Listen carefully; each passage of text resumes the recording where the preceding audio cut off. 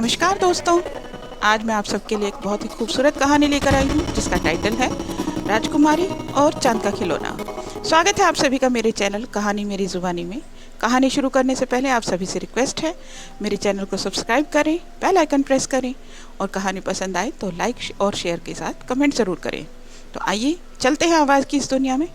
एक राज्य में एक राजा राज किया करते थे। उनकी एक छोटी सी बेटी थी जो बहुत ही प्यारी और मासूम थी। हर रात अपने कमरे की खिड़की खोलकर आसमान में निकले चांद को देखती रहती थी। एक दिन उसने राजा यानी अपने पिता से कहा, पिताजी मुझे चांद चाहिए, मुझे चांद लाकर दो, मुझे उसके साथ खेलना है। राजा राजकुमारी की बात सुनकर हैरान रह गए। उन्होंने उसे समझाने की कोशिश की और कहा, मेरी प्यारी गुड़िया, यह मुमकिन नहीं है। लेकिन राजकुमारी ने तो जैसे जिद ही पकड़ ली थी। चांद न मिलने की वजह से उसने खाना पीना सब छोड़ दिया और पूरी रात बस खिड़की में बैठकर चांद को निहारती रहती थी। इस कारण धीरे धीरे राजकुमारी की तबीयत बिगड़ने लगी, वह बीमार रहने लगी। राजा से अपनी लाडली राजकुमारी की यह हालत देखी नहीं गई। उसने अपने मंत्रियों और दरबारियों को राजकुमारी के लिए चांद लाने का आदेश दिया तो सभी दरबारी और मंत्रीगण हैरान हो गए और राजा से कहने लगे, महाराज आप जानते हैं यह नामुमकिन है, भला चांद कोई कैसे ला सकता है।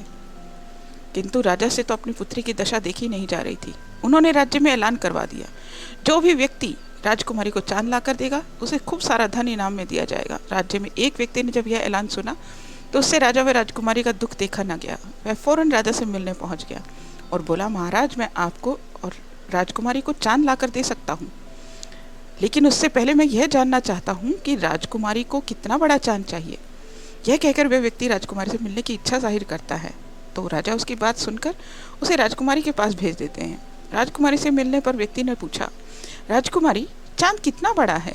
राजकुमारी ने जवाब दिया, चांद मेरे अंगूठे के नाखून जितना है। तो व्यक्ति ने पूछा, वो कैसे।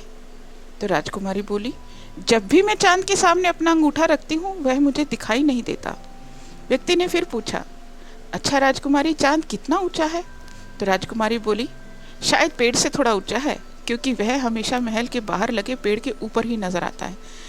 अंत में व्यक्ति ने पूछा, चांद दिखता कैसा है। तो राजकुमारी बोली, चांद चमकीला और चांदी की तरह सफ़ेद है। राजकुमारी की सारी बातें सुनकर व्यक्ति हंसने लगा और राजकुमारी से बोला, राजकुमारी मैं कल ही पेड़ पर चढ़कर आपके लिए चांद को तोड़ लाऊंगा। इतना कहकर व्यक्ति राजा के पास आया और उन्हें अपनी योजना बताई।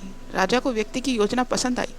अगले ही दिन व्यक्ति चांदी का छोटा सा चांद बनाकर राजकुमारी को देता है, जिसे पाकर राजकुमारी बहुत खुश होती है और उसके साथ खेलने लगती है।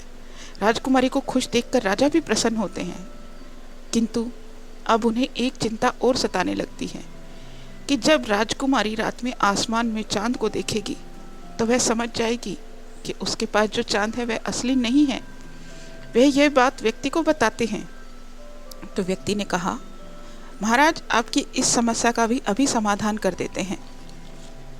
व्यक्ति ने राजकुमारी से पूछा, राजकुमारी जब किसी का दांत टूटता है तो क्या होता है। तो राजकुमारी ने बहुत ही मासूमियत के साथ जवाब दिया, उसका नया दांत निकल आता है। तो व्यक्ति ने कहा, अच्छा क्या आपको पता है यदि कोई चांद तोड़ दिया जाता है तो क्या होता है। राजकुमारी ने कहा, हाँ तो वहाँ दूसरा चांद उगाता है। यह सुन व्यक्ति ने राजकुमारी से कहा, अरे वाह, आपको तो सब कुछ पता है। इतना कहकर उसने कमरे की सारी खिड़कियाँ खोल दी और कहा, आइए राजकुमारी आज हम नए उगे हुए चांद को देखते हैं। तो राजकुमारी ने कहा, नहीं, मेरा वाला चांद नए चांद से ज़्यादा चमकीला और सुंदर है।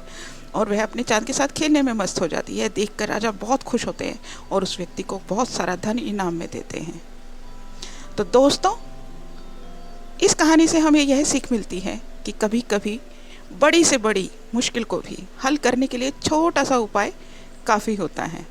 उम्मीद करती हूँ आपको मेरी ये कहानी पसंद आई होगी।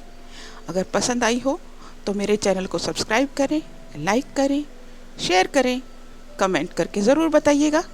आपके हर कमेंट का मुझे इंतज़ार रहेगा और बेल आइकन प्रेस करके मेरे चैनल को सब्सक्राइब कीजिए।